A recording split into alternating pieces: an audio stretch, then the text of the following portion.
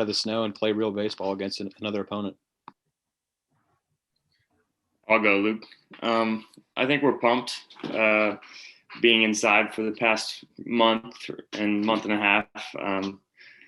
The competitive atmosphere in the fall and winter, I think it's something that needs to be said.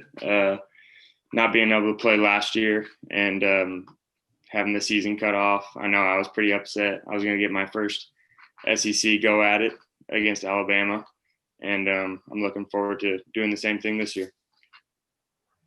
Yeah, and to piggyback on that, there's a lot of guys who I'm not going to say are tired of facing each other, but we're just ready to see another uniform and get into some warmer weather and kind of have it feel a little more like baseball.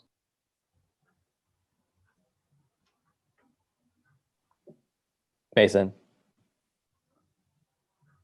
Yeah, Luke. So just having one season cut short by injury your freshman year and then having another cut short by COVID, how those experiences played a part in your personal preparation for the season? Yeah, I mean, health was definitely an issue first year just because breaking my hand. And last year was on pace for started off a little slow, but then started to heat up right before COVID hit, and kind of just two disappointing ends to those two seasons. So more of just prepare for the whole season, prepare for taking everything one at a time, because you never know when you might get hurt or something like the pandemic could happen. So instead of planning for the whole season as the entirety, just kind of at bat for at bat, game for game, and focus on winning each pitch. Matt. Hey guys, good to see you. Luke, I wonder, with the summer you had in O'Fallon, was there anything about your offensive game that you kind of clicked over when you played there in O'Fallon with that summer league? And how do you feel that experience is carrying over to the plate here in the preparation for this year? I think a big thing that helped was not only getting at-bats every day over summer, but also on our off days, we had a bunch of local talent in St. Louis of just minor league guys, or even guys like Devin Williams, who threw in the big leagues, throwing to a bunch of college guys and getting at-bats against top guys and just getting those at-bats and seeing more pitches and kind of just getting back into the groove of it after coming off of an injury and then coming off of a shorter season. So I think seeing a lot of pitches when other guys may not have been can end up contributing a lot. Eric. Hey Spencer, hope you're doing well. I know you are the hometown guy, or one of several on the team actually. And you've waited for this opportunity to wear this uniform, and I think your brother played here too. What is it just like to hear? You're getting the responsibility of being the Friday night guy for Missouri, and how are you kind of approaching the season? It's very special. Yeah, my brother played here, so I get to carry on his tradition. The hometown hero, kind of. I get to make everyone proud, invite people out to the game, hopefully. I just kind of want to put the city on the map and win games. Being a Mizzou Tiger is everything to me. It was kind of my dream. I was playing 12U baseball when my brother was playing at Mizzou, so it's super special to carry on that. And then play under Coach Beazer is also very special. He's a great coach. Colin. Yeah, Spencer, for those of us that don't know, just how much of a challenge is it to manage the cold as a pitcher, and how much is the depth that this team has in its arms going to play into what kind of success this team has early in the season?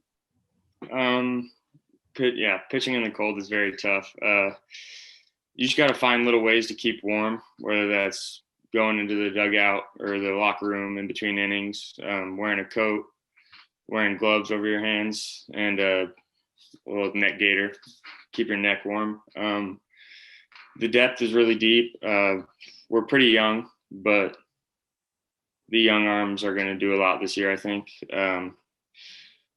Lucas Weinberg's just stepping up, the 6th year. Spencer Juergens, they're looking really good this winter. And then, like Coach Beazer said, Zach Heiss, Holden Phelps, Parker Wright, and Ian Losey.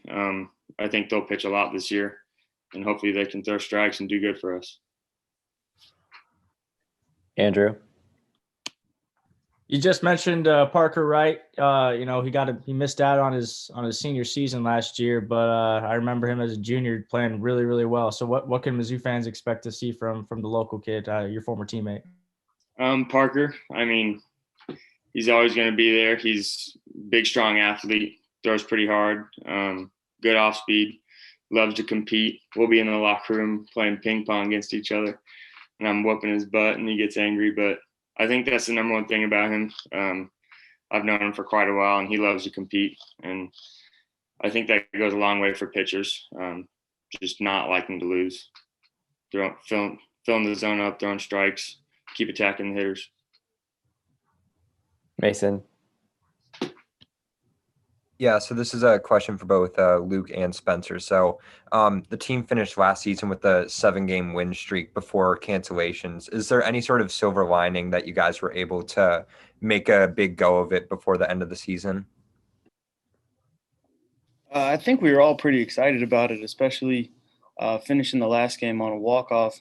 We're all prepared to go into Alabama, kind of riding, not necessarily riding and relying on that hot streak, but just a sense of confidence and knowing that it was time where the real game started and ready to get going with conference play. Yeah. Also on that, we were 4-5, I think, and then we had a talk after one of our games, and I think it was just about confidence in the way we play. A lot goes with baseball to have some swagger. You need to go out there with confidence and show the other team that you're there to compete every day and that you're there to win. I think that plays a lot with their heads. Matt.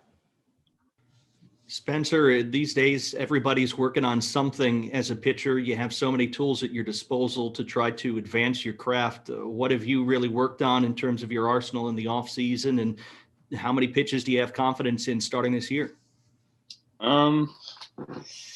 Yeah, for me, I think it's really been about gaining weight and just becoming more sturdy on the mound. I've always found confidence in my pitch ability, being able to throw strikes with many pitches. Coach Corral has taught me a new slider because I was throwing a slower and loopier one, but I've kind of transformed that into more of a curveball, and I'm throwing a harder one now, which I think will get more swing and misses in 0-1 and 0-2 counts, which is more of a put away pitch. And so for me, it's just getting sturdier in the core and then riding my back heel more and just letting it eat. Colin. Luke, you mentioned Evan Williams by name. Did you get a chance to try to hit his changeup when you were in St. Louis and he was in St. Louis? Lucky for me, it was like probably about 15 guys who were all hitting against him. And I only think I got one of them for a strike. I was just trying to kind of sit on certain type of pitches, and I knew that, hey, this is a big leaguer who didn't know at the time but had rookie of the year stuff. So necessarily looking for his best pitch wasn't in my best interest. So while everybody else was looking for it and swinging over top of it, I was kind of just trying to stay with my strengths and just trying to see the ball and just kind of touch it and focus on solid contact instead of hitting anything out of the park or anything like that. And then I know how Taylor plays in the cold before it starts to get into May, but this team also showed the ability to hit some big hits in a big league park in Houston last year. Just what do you expect from the offense this year? How do you see this team scoring runs consistently?